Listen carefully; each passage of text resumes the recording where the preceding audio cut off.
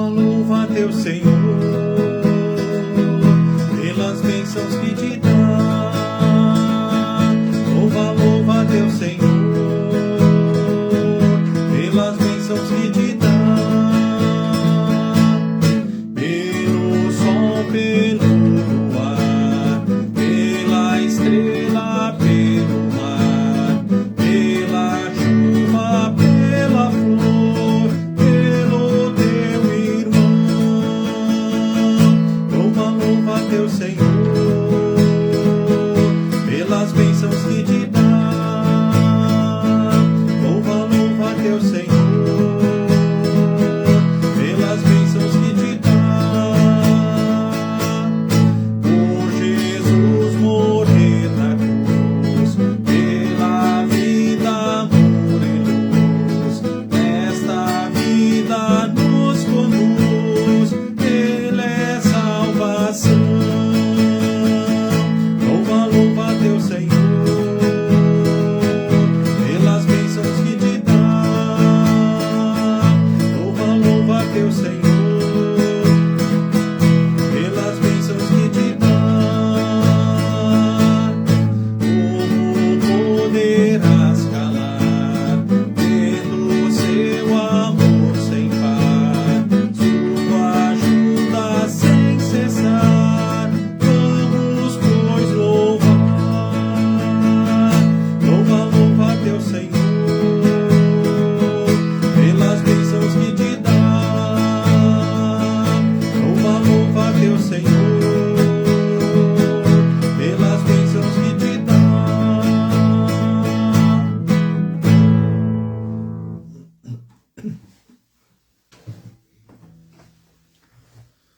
Boa noite a todos os membros aí da Congregação Evangélica Luterana Cristo de Lajeado, Rio Grande do Sul. Quem está convosco é o pastor Mário Hartmann, pastor dessa congregação. A saudação aí a todos que se unem também a nós nessa noite para mais esse estudo bíblico. Primeiramente, seu Arno Piper, lá de Jaru, Rondônia, que fez a primeira saudação aí da noite, né? E também a saudação a Elita Danila Falck. Deus abençoe a senhora ricamente, também os seus queridos. É bom estarmos juntos aqui reunidos. Também seu Egon Sel e família, lá de São Lourenço do Sul. Né? Satisfação sempre o termos também conosco aqui para mais um estudo, então, nesta noite. E também Dona Leonilda Reisner, muito bem-vinda, Dona Leonilda. Vamos com Jesus e vamos bem, né? Que bom estarmos aí. Silvia Raunstein, também a saudação. Seu Pedro Cavalheiro. Rose Mai, boa noite. E aí, esse pessoal aí de Santa Clara do Sul. Silvério Erni Schneider também, né? Um abraço, a senhora esposa. É bom estarmos juntos, Dona Verna Gitz. Né, que bom que deu certo para poder participar aqui também do estudo, Dona Jurema Schneider, Claudete Erdmann, né, que tal de aniversário, né, Dona Claudete? Um abraço aí para a senhora. E abençoada e rápida recuperação ao esposo aí, né, depois desse procedimento cirúrgico. Também o Lorivaldo Lamp também, né, saudação a ele, os seus queridos. Valdecir Machado Rodrigues, Clair von Millen.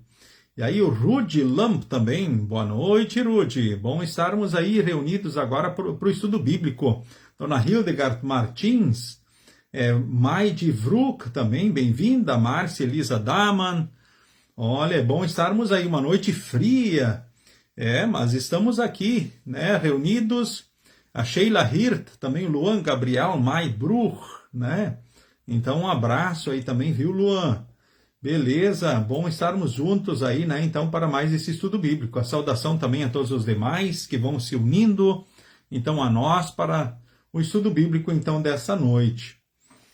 E é sempre bom estarmos reunidos, né, para que a gente possa, assim, estudar a palavra do nosso Deus, na ação do Santo Espírito, crescermos naquilo que Ele espera de nós.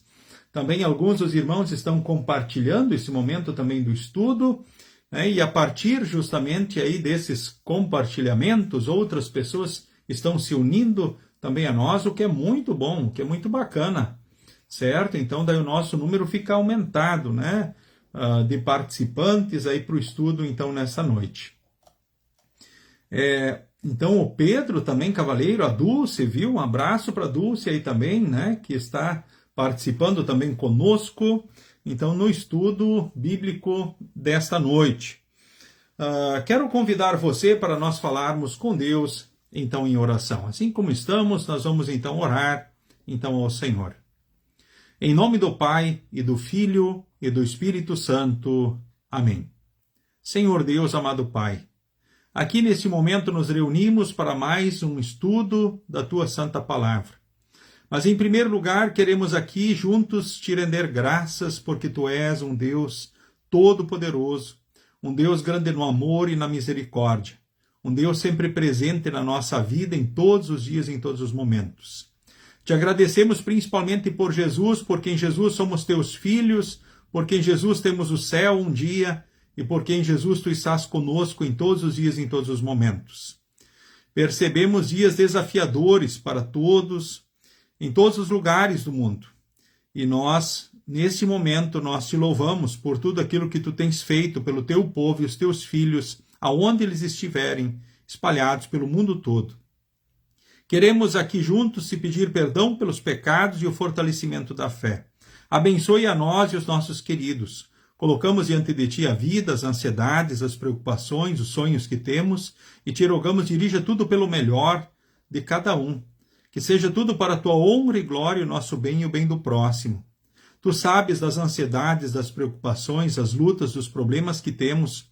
Colocamos tudo diante de Ti. E queremos, neste momento, de forma especial, te pedir, olha para os idosos, cuida deles, olha para todos os enfermos, os enlutados, aqueles que sofrem de uma ou de outra forma aqui neste mundo. Que não permitas que os Teus filhos venham desanimar, desesperar, perder a fé ou a esperança, mas que sejam renovados dia a dia no Teu amor, na Tua graça, nas Tuas palavras e promessas, no Teu colo, no Teu abraço, na Tua bênção e direção. Nas Tuas mãos nós nos colocamos e também colocamos a todos aqueles que aproveitarão também de uma forma ou de outra essa oportunidade de encontro contigo e uns com os outros na Tua Santa Palavra. Em nome de Jesus nós oramos e nas Tuas mãos nos colocamos. Amém. Muito bem. Também aí, a saudação aí também nesse momento ainda a Jurema Schneider, né, que também está conosco, né? Márcia Bonenberg, Valkyria Schiller também, muito bem-vinda. Né? É bom estarmos juntos aqui, né, para esse estudo na palavra, então, do nosso Deus. Sintam-se todos abraçados, né? O seu Adelar Freeling também, né, chegando no pedaço e conosco aqui. Né? É bom estarmos juntos aí. Vamos, nesse momento... eu quero, nesse momento, apresentar, então, a nova temática, aliás, a temática do estudo desta noite. Nós estamos seguindo, conforme o costume, o livro de publicação 2025 da Igreja Evangélica Luterana do Brasil, o livro de estudos bíblicos dentro da temática, confirmados na fé que recebemos. Certo? Aí, na sequência, logo após o hino, nós vamos... eu vou apresentar, então, o tema específico do estudo, então, dessa noite. Então, nós vamos começar, então, agora, em preparação ao momento do estudo, nós vamos cantar o hino de número 130, hino 130, do Inário. Louvai ao Senhor tudo que no mundo você tem, né? Saudação também da Márcia Ritter, Iracema Guinevalt. Mais alguém de Rondônia, né? Olha, um abraço aí, dona Iracema, para esse povo querido lá de Rondônia.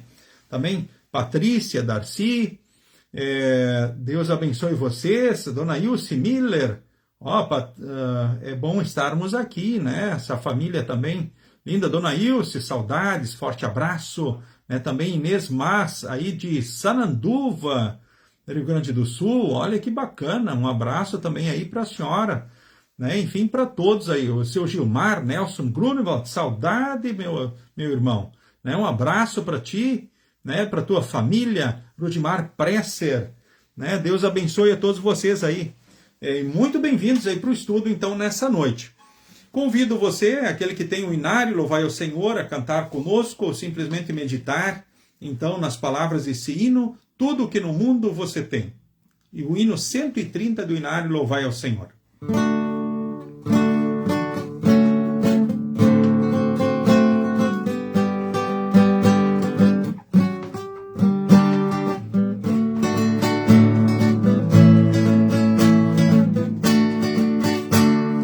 Tudo que no mundo você tem perde seu valor. O amor é o mais importante, diz nosso Senhor.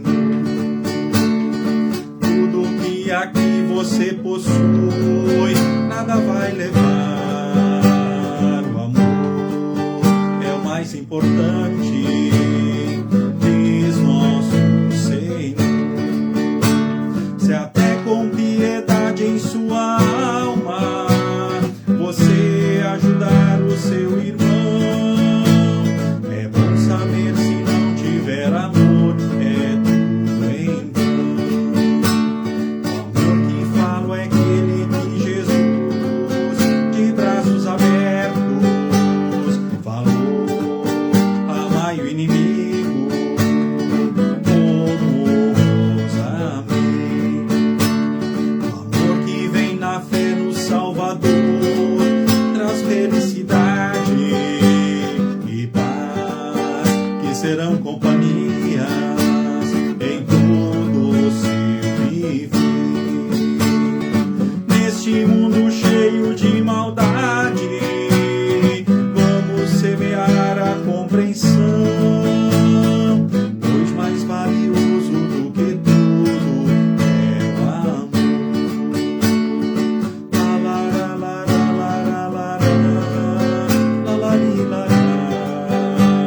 O amor é o mais importante, diz nosso Senhor.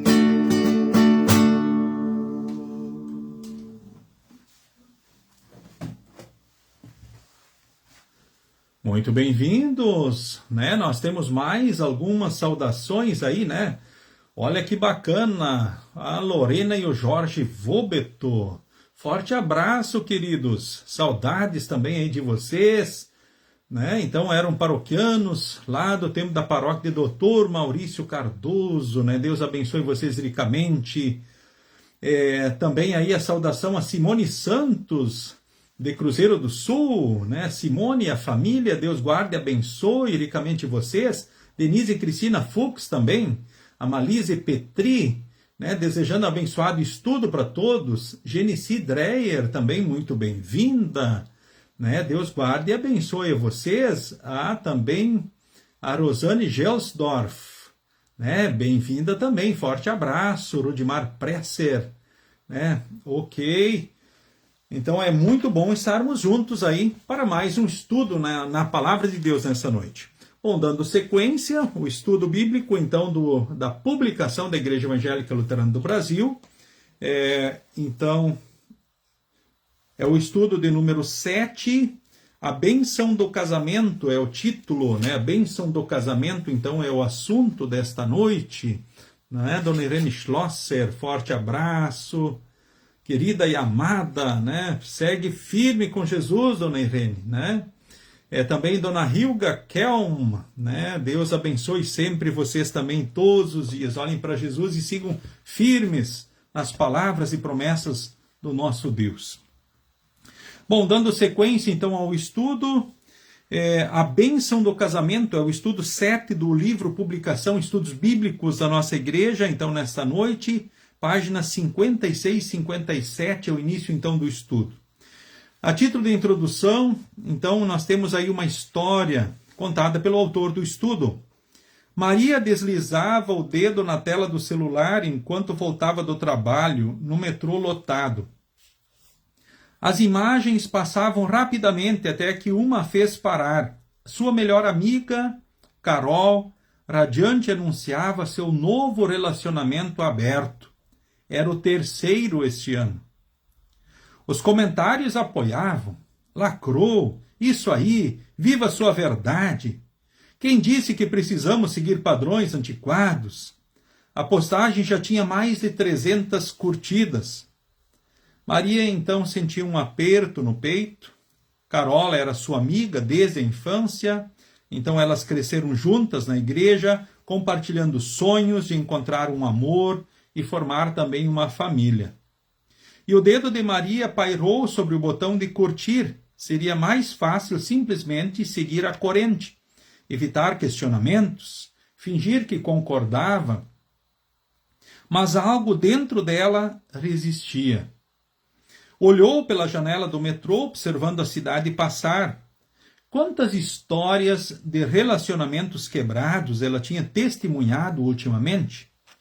Seu celular vibrou. Era uma notificação, então, do aplicativo da Bíblia que ela havia instalado, então, recentemente. E o versículo do dia dizia: pois a vontade de Deus é a santificação de vocês. 1 Tessalonicenses 4:3. Maria bloqueou a tela do celular e sorriu. Talvez ela não estivesse tão sozinha assim. Talvez houvesse algo muito bom naquilo que o mundo chamava de antiquado. Uma sabedoria que ela precisava entender também melhor.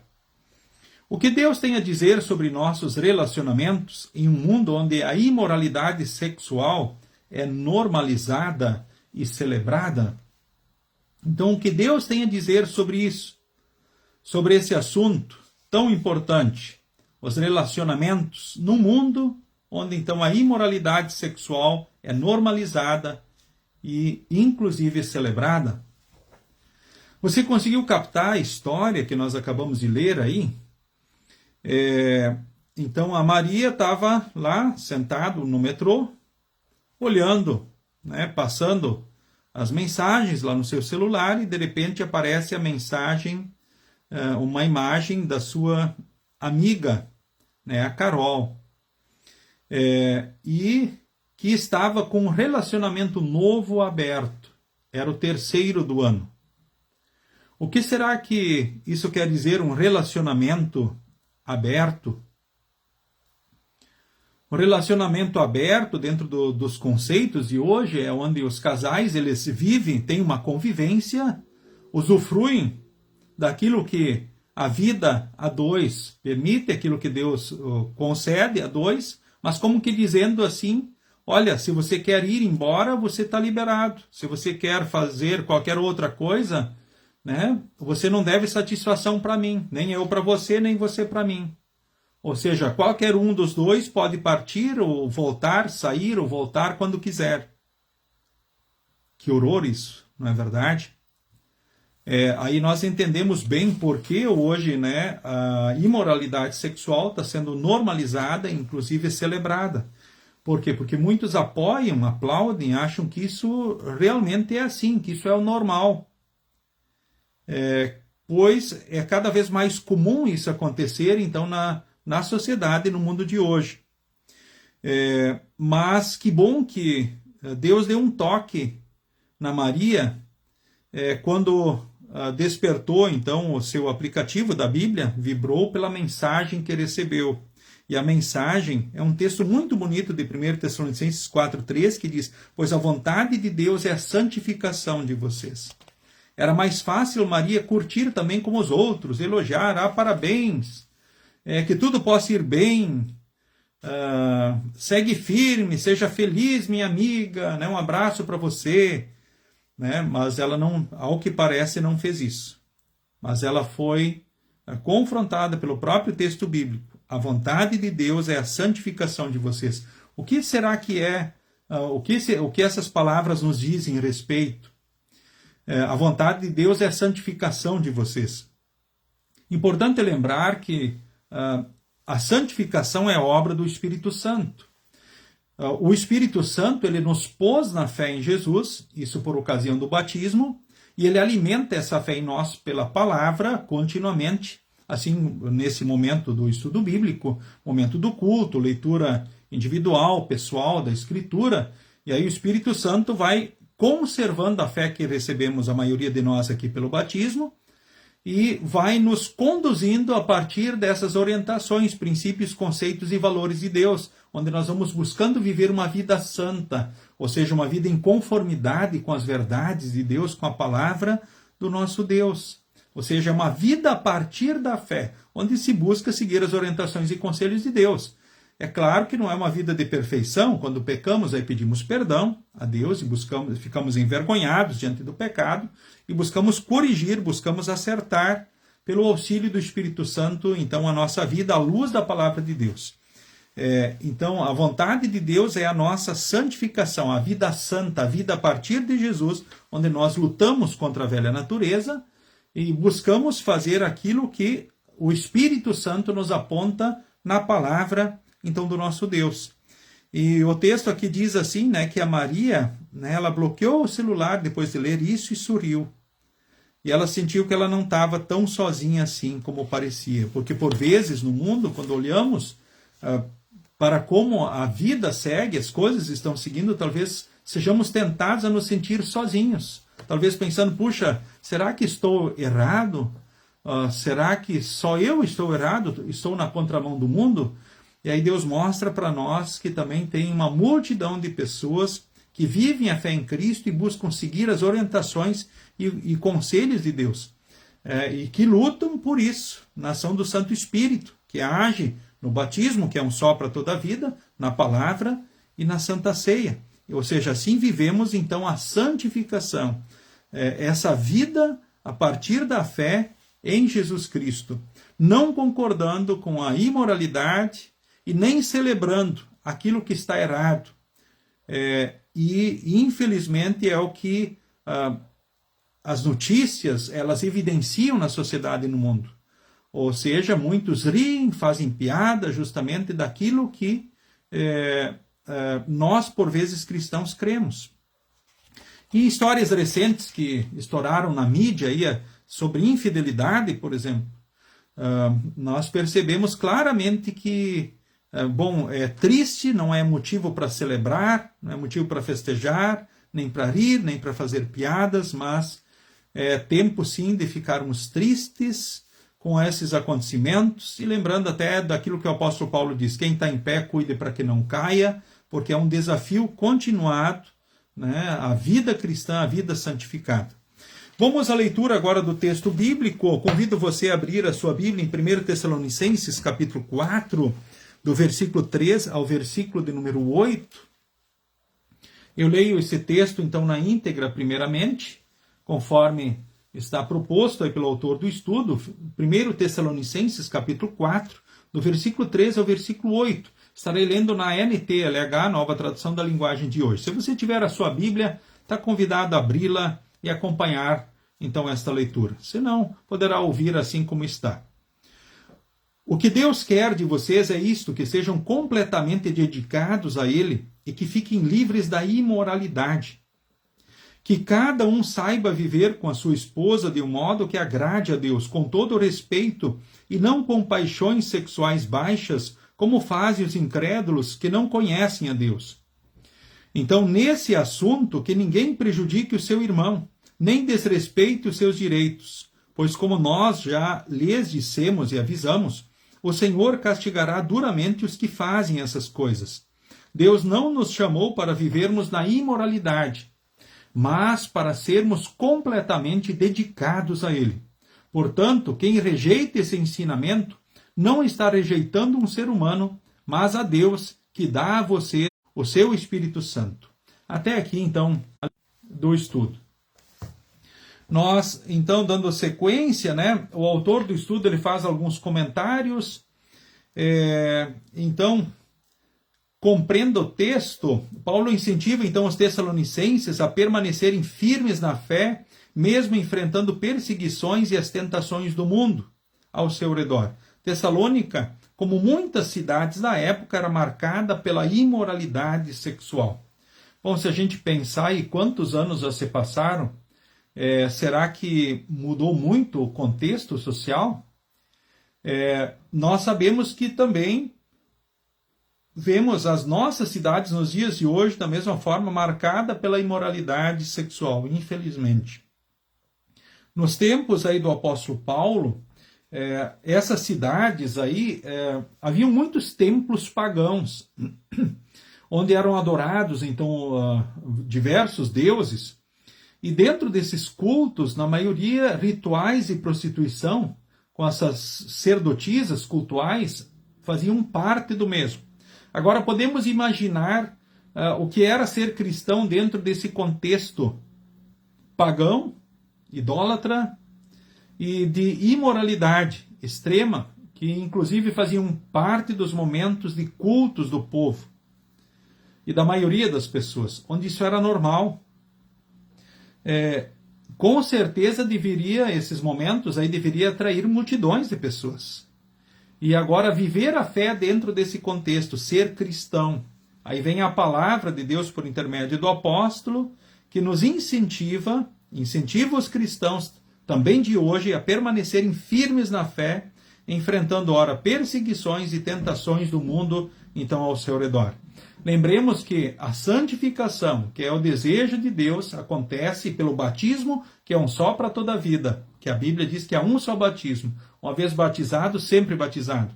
E a partir disso, a ação continuada do Espírito Santo em nós, pela própria palavra e pela Santa Ceia, no encontro continuado então com o Senhor Jesus. São as formas de sermos fortalecidos frente às perseguições e tentações que o diabo, o mundo e a carne trazem sobre nós.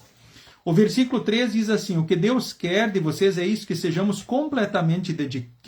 completamente dedicados a Ele e que fiquem livres da imoralidade.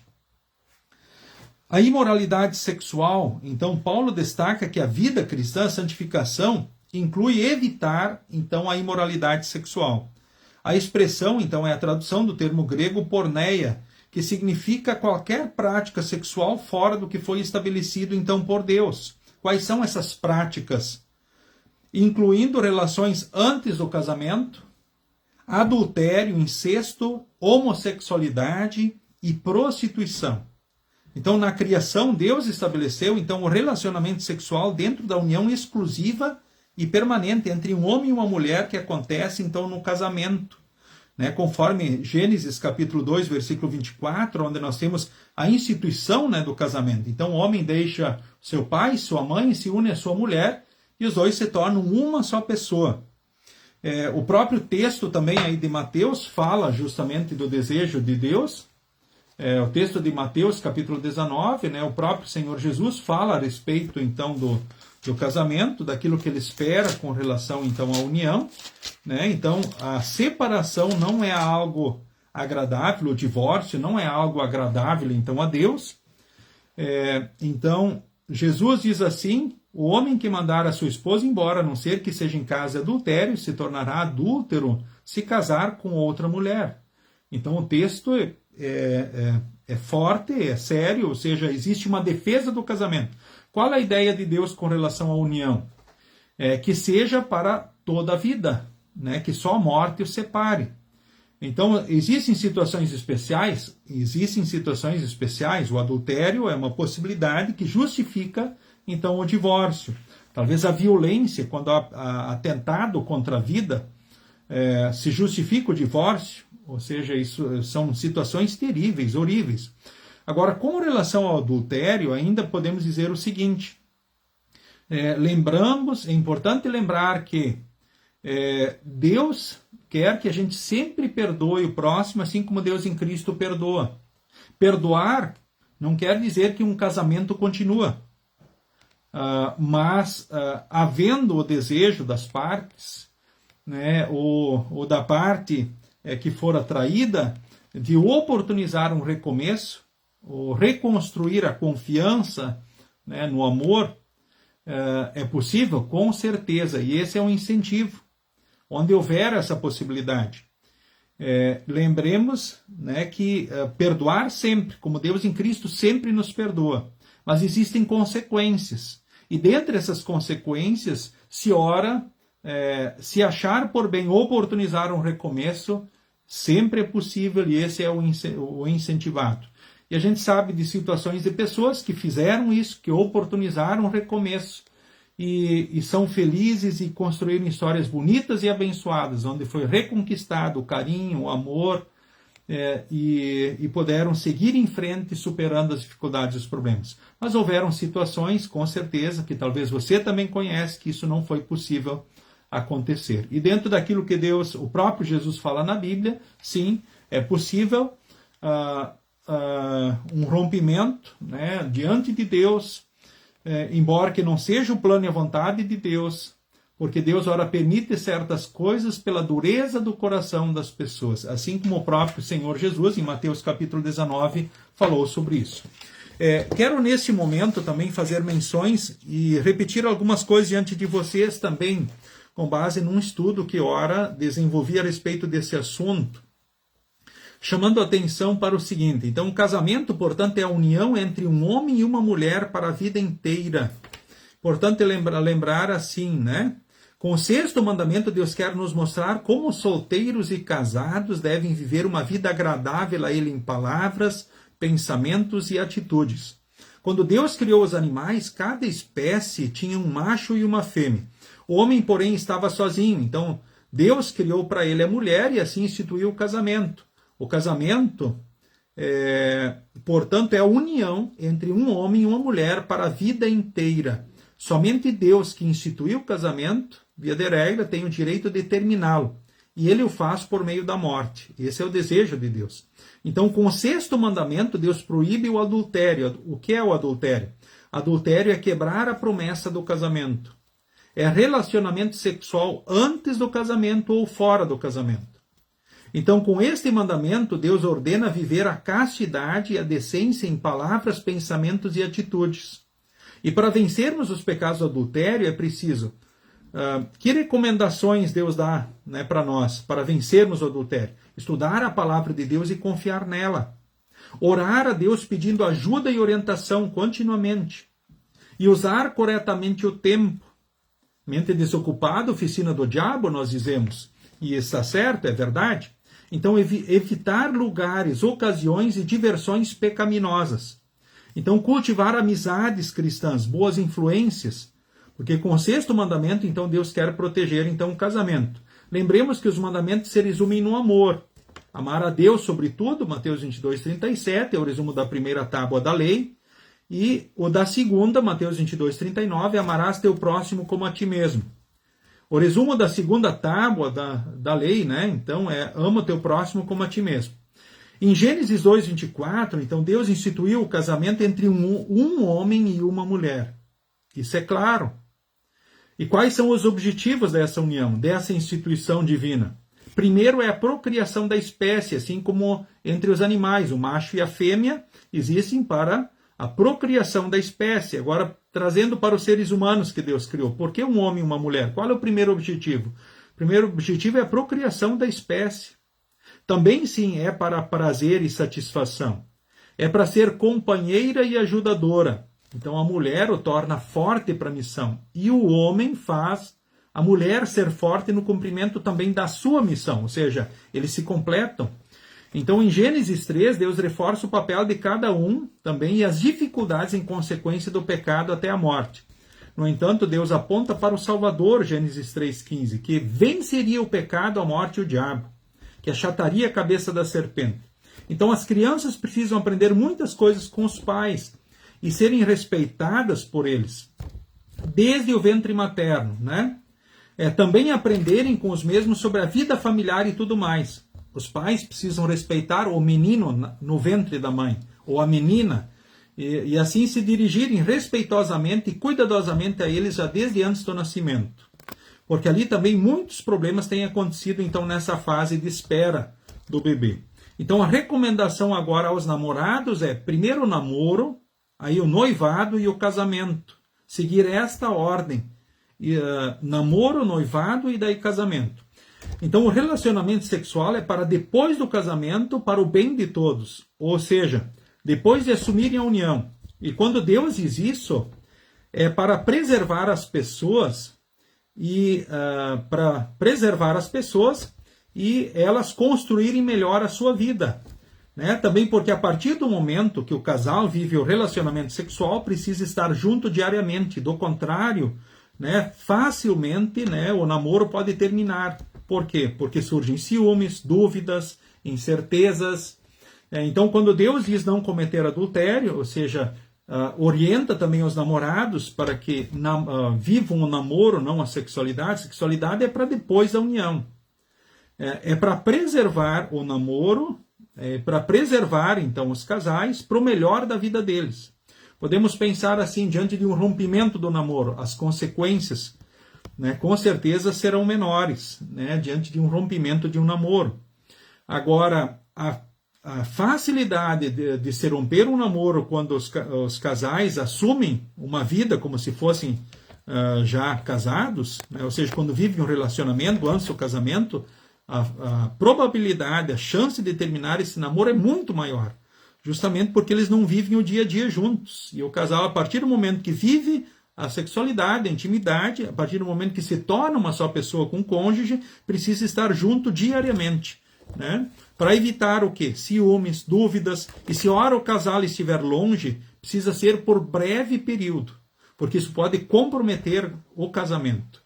Então é muito importante que não sejam períodos prolongados de distanciamento, né, de um para com o outro. É por isso que Deus nos diz isso. Aí nós entendemos que a sexualidade é uma coisa boa no momento certo, né, mas tem a forma certa, para que não venha em prejuízo das partes. E pensando na questão do casal, os riscos que ocorrem a partir da infidelidade, né, a quebra da confiança, a construção do amor, do carinho um com o outro, e poderíamos ainda falar, né, dos riscos com relação à saúde, à vida familiar, e assim por diante.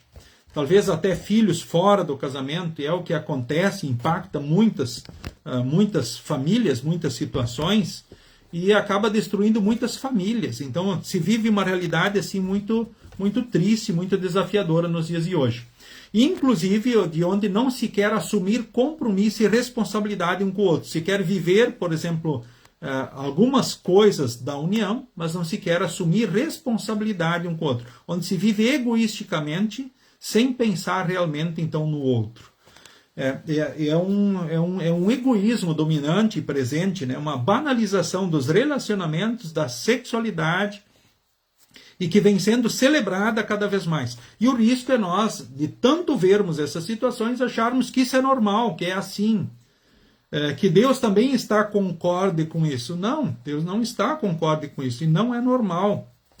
Mesmo que, talvez, a grande maioria hoje da sociedade do mundo segue de uma forma contrária àquilo que Deus ordenou e ensina na palavra.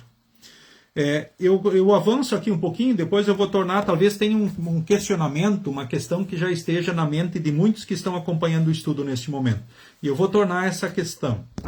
Talvez alguns até estão pensando, puxa, será que eu estou vivendo em adultério ou não? Né? A gente vai falar isso mais um pouquinho, a gente fala a respeito disso. Mas eu quero avançar aqui no assunto, né? Chamando a atenção para alguns textos, né? É importante o marido e a mulher cuidarem um do outro. 1 Coríntios 7, 1 a 11 diz assim, que o casal não se negue um ao outro, exceto sob situações especiais. Lembrando que o marido pertence à esposa e a esposa pertence ao marido. E o desafio é cuidar do outro dentro daquilo que Deus orienta na palavra. Então o afastamento de Deus leva a todo tipo de escravidão. Também a paixões vergonhosas, né? Homens e mulheres deixam as relações naturais e se queimam de paixões contra a natureza. Romanos 1, 18 a 32 diz. Que situação triste da sociedade, né? O afastamento de Deus leva à escravidão, também a paixões vergonhosas, diz o texto. Homens e mulheres se deixando levar, né? Queimando de paixões contra a sua natureza, né? Indo contra aquilo que Deus ordenou. E Gálatas capítulo 5 também diz que nós precisamos da ação continuada do Espírito Santo para sermos mais felizes, porque é assim que o Espírito concede amor, alegria, paz, paciência, delicadeza, bondade e fidelidade. Então, a partir de Deus, somos supridos plenamente no que buscamos e podemos servir a Deus nesses propósitos e necessidades. Por exemplo, segurança, amor, capacidade. Nós, supridos por Deus, estamos aptos, somos capacitados para servir também o cônjuge. Ora, em segurança, né, o suprir as necessidades básicas, lembrando a obra de Deus Pai, né, que nos protege e dá tudo para nós. Deus Filho, amor, ele nos mostrou o que é amar, e Jesus nos orienta, instiga a amar um ao outro. Cristo deu a vida pela igreja. O desafio do marido é dar a vida pela esposa. A esposa amar o marido como se ele fosse o próprio Deus. Então isso não é difícil dentro desse contexto onde Deus nos supre, nos capacita, nos protege, nos mostra e revela o que é o amor, e aí estamos aptos e capacitados para sermos esses instrumentos também de proteção, amor e capacitação e incentivo àqueles que nos são queridos. Eu chamo a atenção para um outro texto aqui também nesse momento, né? O texto de Levítico 18 diz assim: seguir antes a lei de Deus e não a lei dos povos. Levítico 18 fala sobre relações sexuais proibidas. E Levítico 18, 22 diz que Deus detesta a homossexualidade. Em 1 Coríntios 6, 9 a 11, todo pecado leva para a condenação, incluindo a homossexualidade. Então, caso não houver arrependimento e o perdão, esse pecado leva para a condenação. E Efésios 4, 17 a 24 fala da antiga e da nova vida, então, em Cristo. Então, que o Espírito Santo possa nos mover, né, e capacitar, né, para que a gente possa viver a vida santificada e lutar contra esses pecados. Eu vou citar uma história de alguém que luta contra a homossexualidade, né, um cristão que vive essa fraqueza e fragilidade, e disse: olha, pastor, infelizmente eu caí, eu pequei. Eu sei que está errado, não quero questionar, mudar a palavra, é pecado, né? E eu me arrependo, eu quero o perdão de Deus em Jesus e eu quero corrigir a minha vida. Ou seja, alguém que está lutando contra aquilo que está errado. Talvez você possa viver outras situações em pensamentos, palavras e atitudes. É importante que pelo Espírito Santo a gente não venha defender o pecado, mas reconheça o que está errado e venha corrigir a vida.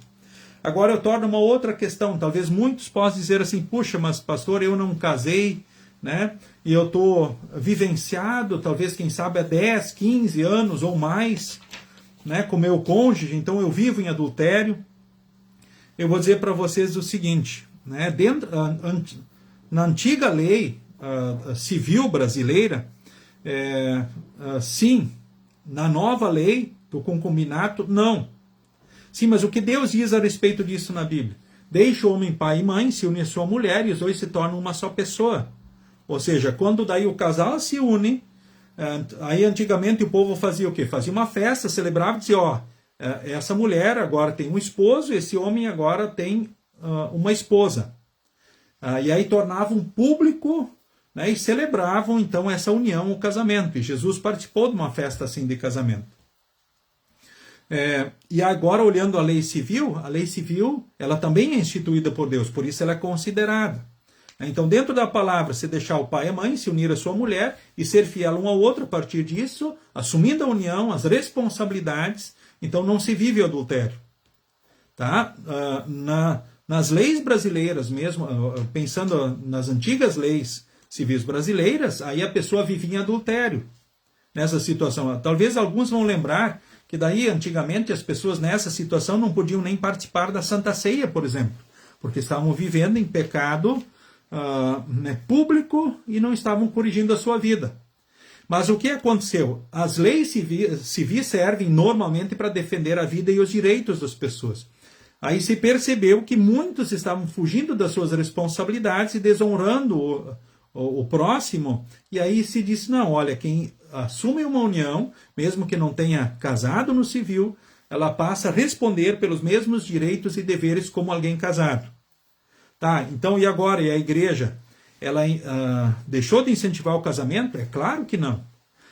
Porque essa lei, inclusive, também é civil, né? E continuamos incentivando o casamento. É uma forma de se honrar o cônjuge de uma forma especial. Então, nunca é tarde para isso. E quero dizer o seguinte, né? Sonho se valoriza, tá ok? Espero ter conseguido explicar, deixar claro, né? Então, essa verdade. Então, o incentivo sempre é namorar, noivar e casar. Tá? Se assumiu a união e não se casou, nunca é tarde para oficializar isso. Eu tenho união estável. Facilmente se pode ir ao cartório, você receberá as instruções de como você pode transformar a união estável em casamento. Porque a união estável, mesmo que tenha os direitos e deveres que vêm em defesa da família, não é casamento. E é uma forma, então, de honrar o cônjuge. E fica esse um incentivo aos casais que não fizeram isso. E nunca é tarde para isso. E quer dizer o seguinte, valorizem os sonhos um do outro. É muito importante valorizar os sonhos da esposa, os sonhos do marido, as expectativas. Esses sonhos, esses desejos precisam ser considerados e valorizados, levados a sério. Isso no amor. E é uma forma de honrar, de considerar de uma forma especial. Daí as pessoas vão dizer assim, essa é minha esposa. Ah, vocês casaram? Sim, nós casamos. Né? Então, é uma forma especial de se honrar. Muitos hoje, aí que vem o grande problema, muitos não querem assumir isso porque dizem, não, se dá errado, depois a gente já se separa, já é mais fácil. Embora que eu vou dizer o seguinte, em todo caso existem constrangimentos de ambos os lados.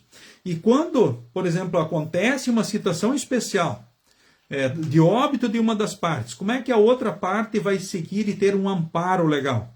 Se tiver os papéis, fica mais fácil de conseguir os direitos que venham a proteger a família, a esposa, o esposo e os próprios filhos. Às vezes, com os papéis não é fácil, porque aí se requer um encaminhamento processual, ou seja, tem que entrar com um processo jurídico, né, comprovando e buscando requerer então os direitos. E às vezes com os papéis não é fácil, imagina sem eles. Então mais difícil ainda, tá certo? E a gente vê que essas leis foram estabelecidas aí pelos homens, né, também para defender, né, e guarnecer os direitos dos cônjuges e também das crianças, das famílias. Bom, então indo adiante no próprio estudo, lembrando que certas uniões, por exemplo, a homossexualidade, né, mesmo que seja considerada pela lei civil, ela não é reconhecida diante de Deus. Então alguém que vive a homossexualidade pode, por exemplo, requerer um casamento na igreja? Não. Sim, mas aí ela se torna contra a palavra de Deus, a igreja, aliás, contra a lei civil? Não. Existe também a liberdade religiosa, é uma questão religiosa, é uma orientação bíblica. Mas a igreja é homofóbica, ou traz medo ou perseguição? De jeito nenhum. Não tem melhor lugar do que na igreja, onde se ensina a respeitar então as pessoas. Agora, respeitar não é aplaudir o pecado, nem concordar com ele, mas onde se administra da melhor forma, inclusive, as situações adversas. E não se deixa de anunciar a verdade e a mensagem de Deus por causa de certas situações ou por causa do pecado. Certo? É importante ter essa clareza também. E esse é o desafio, então, da igreja com relação a nós. Então, pais, lembrem, incentivem os filhos a namorar, noivar e casar. Não compactuam com a união dos filhos precoce para o prejuízo deles e depois facilmente comprometer o próprio namoro ou o futuro deles. Ou trazer consequências depois irreparáveis, talvez, no decorrer da vida. Bom, lembrem, se Deus disse isso, não é por desamor a nós. É por amor a nós, porque os mandamentos se resumem no amor a Deus sobre tudo e ao próximo como a nós mesmos. Então nós damos sequência aqui, o texto então de Colossenses, aliás de Tessalonicenses, o versículo 4 diz assim, que cada um saiba viver com a sua esposa de um modo que agrade a Deus com todo o respeito. Então controlar o próprio corpo. Então na cultura pagã, o corpo era visto como um instrumento da alma e não tinha grande importância. Agora, o cristão, no entanto, deve exercer controle sobre o seu corpo, vaso no original, pois este é parte do seu ser e de sua identidade. O que o corpo é, você é, e o que o corpo faz, você faz. Assim, o corpo não é apenas um instrumento ou objeto de prazer, mas uma criação de Deus amada e redimida por Ele. E, aliás, vamos estar de corpo e alma no céu um dia, a partir da morte com a alma em Jesus, e a partir do dia derradeiro de corpo e alma estaremos lá no céu com Jesus. Jesus morreu para nos salvar de corpo e alma, e estaremos de corpo e alma um dia lá no céu. Então, o corpo é algo muito especial e importante, então, para Deus. O versículo de número 5 de Tessalonicenses diz assim, amar a esposa, então, de uma forma que agrade a Deus com todo o respeito, não com paixões sexuais baixas, como fazem os incrédulos que não conhecem a Deus. Então, como os incrédulos, os gentios que não conhecem a Deus. Então, Paulo usa o termo gentios ou incrédulos para designar aqueles que não têm a palavra de Deus. Desconhecer ou ignorar Deus não é apenas uma questão intelectual, mas tem consequências práticas na forma de como vivem as pessoas. O texto de Efésios 4, 18 e 19 fala de como vivem os filhos da luz, como vivem aqueles das trevas. E importante lembrar o seguinte, aqui fala de paixões sexuais baixas. O que seria isso?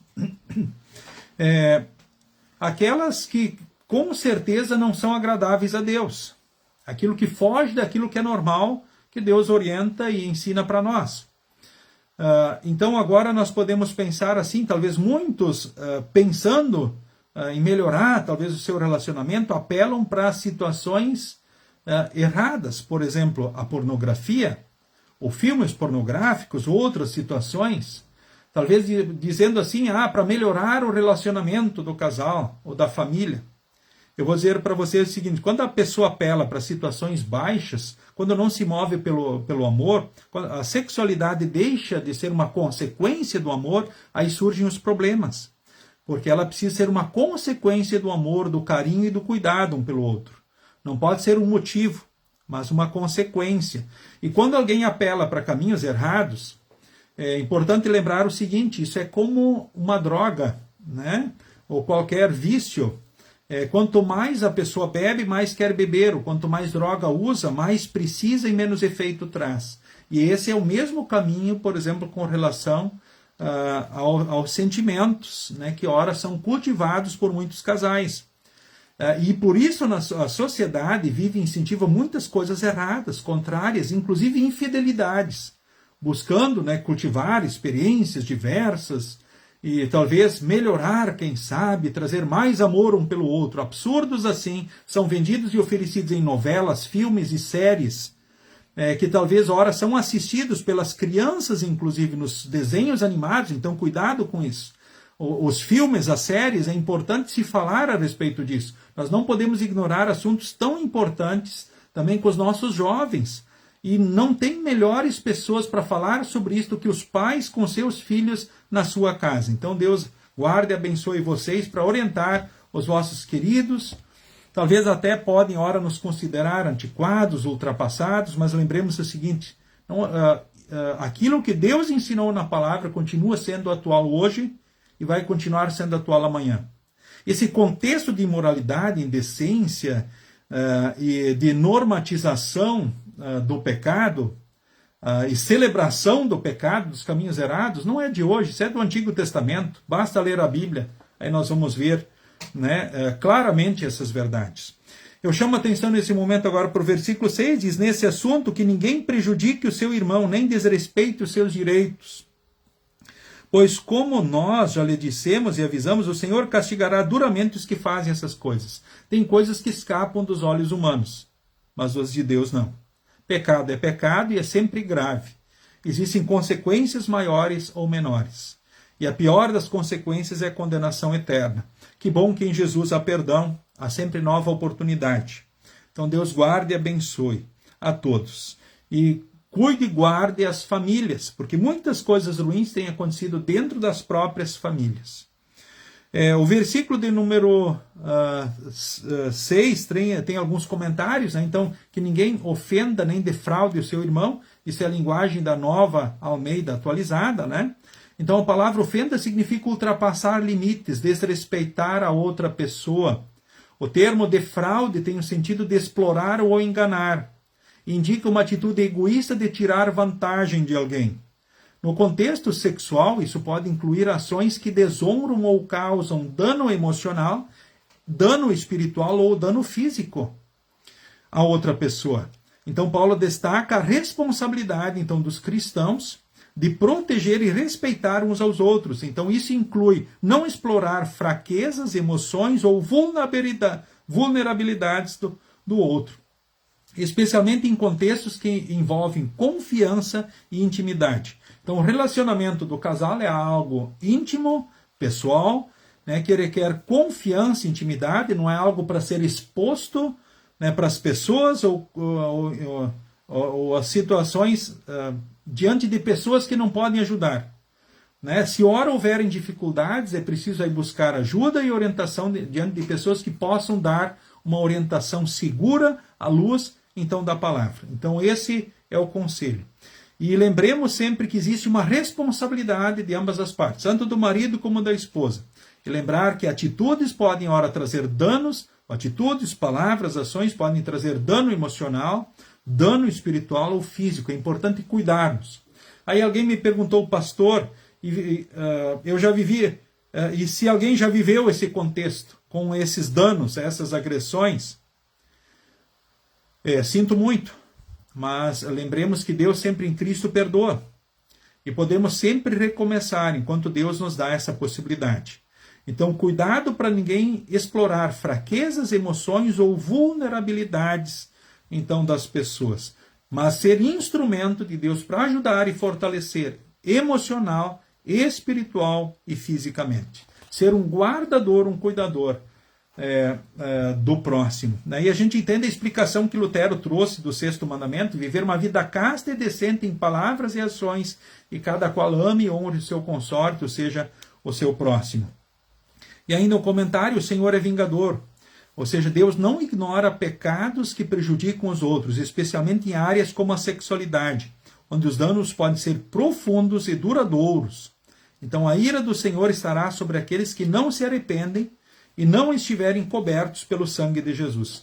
Ou seja, só em Jesus que estamos livres da condenação. Sem Jesus nós estamos todos perdidos e condenados, então, para sempre.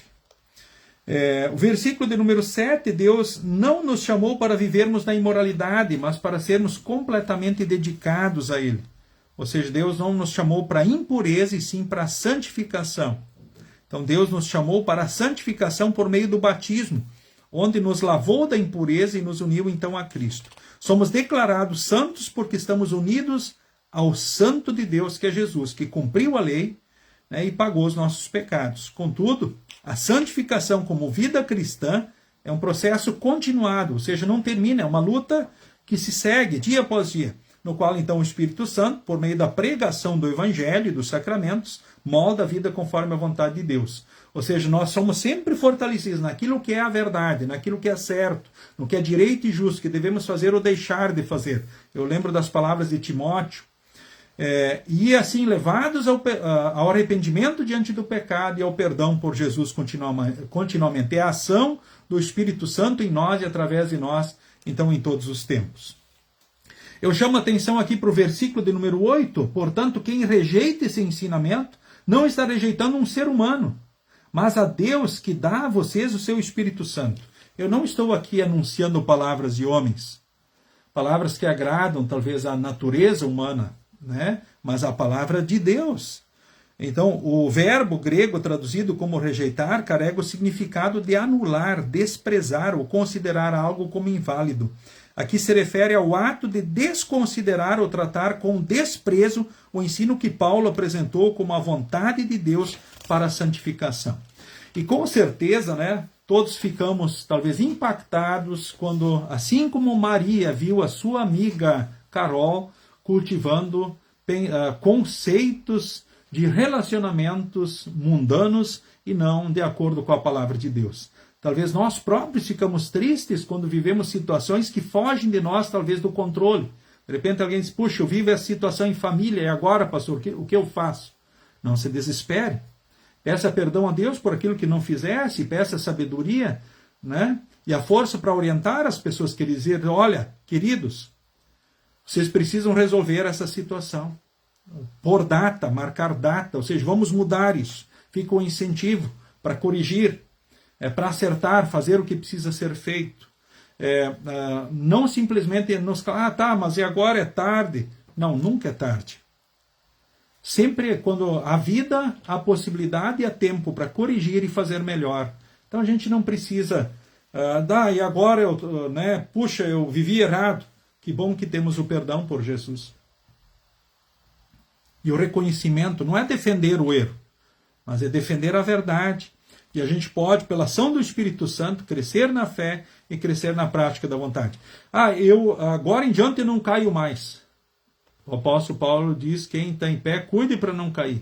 E ele diz também, o bem que eu quero, muitas vezes eu deixo de fazer, mas o mal que eu detesto, quando eu vejo, eu faço. Não podemos ser hipócritas. Eu não sou melhor do que ninguém, nem vocês, queridos irmãos, queridas irmãs. Somos todos dependentes da graça e do amor de Deus, então, em Jesus. Certo?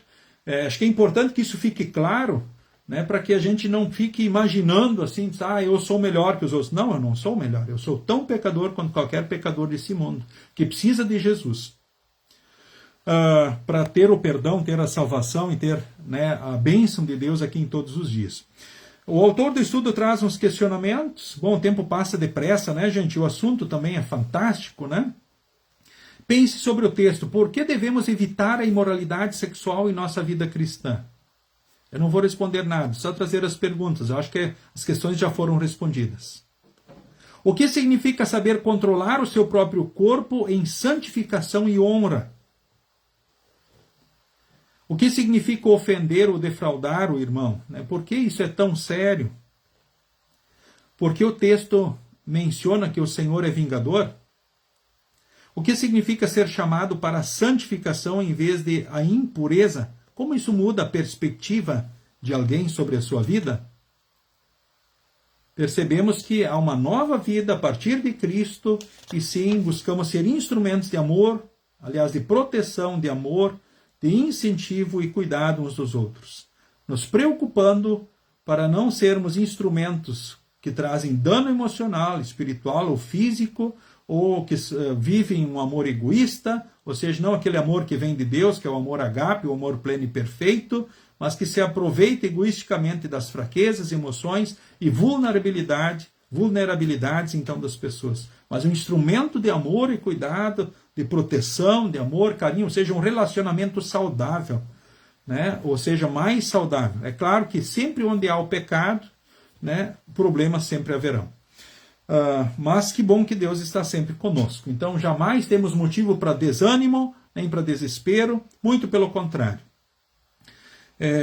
Vamos adiante, assim como também quando há um rompimento, infelizmente, de uma união, de um casamento, Deus no amor e graça também concede novas oportunidades aos seus queridos. E aí temos exemplos de histórias também que mostram essa verdade, essa realidade de como Deus concede novas oportunidades no amor e na graça e abençoa as pessoas então nessas situações também. Que bom, né? Olhando os textos adiante, aqui nós temos vários textos que são incentivados pelo autor, né? Êxodo 20, 14, que diz não cometerás adultério, simples assim, simples, né? Mas é um desafio para nós, é uma luta continuar, né? A instituição, né, do casamento, Gênesis 2, 21 a 24, Hebreus 13, 4, também essa nossa vida, né, a partir da fé, essa nossa luta, né, a partir da fé, né? Onde se busca respeitar o casamento por todos, que o marido e a esposa sejam fiéis um ao outro, porque Deus julgará os imorais e os que cometem adultério, não vamos nos iludir. 1 Coríntios 6, 18 a 20, fala de todo o pecado, né, que leva à condenação e também da própria homossexualidade, né, que leva então para a condenação, né, mas que possamos justamente seguir as orientações e os conselhos de Deus, valorizar o que Deus diz para nós, sempre na sua palavra. Fujam da imoralidade. Qualquer outro pecado que alguém comete não afeta o corpo, mas a pessoa que comete imoralidade sexual peca contra o seu próprio corpo. Será que vocês não sabem que o corpo de vocês é templo do Espírito Santo que vive em vocês? Ele lhes foi dado por Deus? Vocês não pertencem a vocês mesmos, mas a Deus, pois Ele os comprou e pagou o preço. Portanto, usem o corpo para a glória dele, né? Então nós glorificamos a Deus com o nosso corpo e o nosso corpo é o templo do Espírito Santo. Somos morada do Espírito Santo e não queremos entristecer. Bom, guarde no coração. Vida casta. Deus nos chama a honrar os nossos corpos e relacionamentos, então de acordo com a sua vontade. Isso significa evitar pensamentos, palavras e ações que promovam a imoralidade sexual. Segundo, então o casamento. Desde a criação Deus estabeleceu então o casamento como uma união abençoada entre um homem e uma mulher, onde os dois, então, se tornam uma só carne. O casamento reflete o cuidado de Deus e sua intenção de que vivamos em comunhão. Além disso, proporciona companhia, um ambiente seguro para o relacionamento íntimo, a possibilidade de gerar filhos, se for da vontade de Deus, e deixar de honrar o casamento, seja por desleixo, infidelidade ou desprezo, é um pecado grave. Adultério. O adultério, então, é uma violação direta do mandamento de Deus e do compromisso sagrado, então, do casamento. Ele destrói a confiança e o amor que devem existir entre o marido e a mulher, causando dor e divisão. É possível reconstrução, recomeço? Sim, nós ouvimos e falamos sobre isso. É difícil, é preciso ter muita paciência para uma reconstrução. Então, Deus nos chama a fidelidade em nossos relacionamentos, então exigindo de nós integridade e pureza de coração. Amar e honrar. Amar e honrar o cônjuge é viver em fidelidade e respeito mútuo. Lembrem, isso exige paciência, perdão, valorização do outro. Então, Cristo é o exemplo perfeito, então, desse amor, pois ele amou a igreja e deu a sua vida por ela. A perfeição do amor de Cristo expõe nossas falhas, mostrando que somos egoístas, muitas vezes impacientes ou negligentes, mas é também um lembrete da graça de Deus que perdoa completamente, então, o nosso pecado. Então, você não deve adulterar. O que significa isso? Devemos temer e amar a Deus, de maneira que vivamos vida casta e decente em palavras e ações, e cada qual ame e honre o seu cônjuge. Uma citação do livro de Concórdia, Catecismo Menor, Sexto Mandamento. Olha só, uma publicação antiga, muito presente, real, uma ótima explicação do Sexto Mandamento, que vem do próprio Dr. Lutero. Conclusão. Então Deus nos chama a vida casta e decente mesmo em uma sociedade que normaliza e celebra a imoralidade sexual. Ele instituiu o casamento como uma bênção, unindo homem e mulher para que se amem, compartilhem o leito e, se for da vontade de Deus, tenham filhos, criando-os na fé cristã. Então o casamento deve ser honrado e respeitado, pois Deus abomina a traição e o adultério. Hebreus 13:4. Não devemos enxergar, então, o nosso corpo, nem de outras pessoas, como meros objetos ou instrumentos de prazer. Pelo contrário, o corpo é parte integral do nosso ser, criado por Deus, redimido na cruz e destinado à ressurreição no último dia. Então, pelo batismo, nosso corpo se tornou templo do Espírito Santo e é guiado por ele em uma vida cristã nutrida pela palavra de Deus e amparada pela absolvição dos pecados e pela Santa Ceia. Embora, então, nossa natureza seja frágil e inclinada ao pecado, vivemos com a paz de saber que somos perdoados em Cristo e chamados a viver como filhos de Deus. O que significa viver de forma casta e decente em um mundo que celebra a imoralidade sexual? Eu acho que você tem essas respostas agora, né? Ou está mais firme nelas. Como devemos perceber o nosso corpo e o corpo das outras pessoas? Como o perdão e a restauração oferecidos por Cristo trazem esperança para as áreas de sua vida onde você falhou? Então, que passos concretos você pode dar para amar e honrar o seu cônjuge ou se preparar para um futuro casamento que reflita a vontade de Deus? Bom, seguir as orientações e conselhos de Deus é o melhor caminho para viver e ser feliz. E neste momento dizer assim, que os olhos do esposo estejam para a sua esposa, que os olhos do seu marido, que possam ser fiéis um ao outro e cultivarem aquele amor pleno e perfeito que vem de Deus, e assim com certeza serão felizes no casamento, terão uma história linda e abençoada. É fato, vivendo muitos problemas, muitas dificuldades, mas com a ajuda e com a bênção de Deus, sendo felizes e superando eles, e construindo lindas histórias, né? Sendo da vontade de Deus, sendo filhos, ou seja, a família ampliada, né? E se cumprindo o grande propósito de Deus também, onde nos multiplicamos, enchemos a terra, seguindo também a orientação de Deus. E onde estamos juntos e podemos, pelo tempo que Deus quiser, ajudar um ao outro a enfrentar as tribulações, as dificuldades e termos um mundo melhor, mais feliz. Então esse é o estudo que temos para essa noite. Queremos finalizar com a oração que eu dirijo nesse momento, e aí oramos a bênção e finalizamos o estudo então dessa noite. Senhor Deus, agradeço pela Tua palavra que me ensina a viver em um mundo tão distante de Ti. Ajuda-me a honrar meu corpo como templo do Teu Espírito e a tratar meus relacionamentos como dádivas sagradas. Perdoa as minhas falhas e renova meu coração para que eu reflita o amor de Cristo em minha vida. Fortalece-me para resistir às tentações e viver conforme a Tua vontade. Em nome de Jesus, meu Salvador, eu oro. Amém.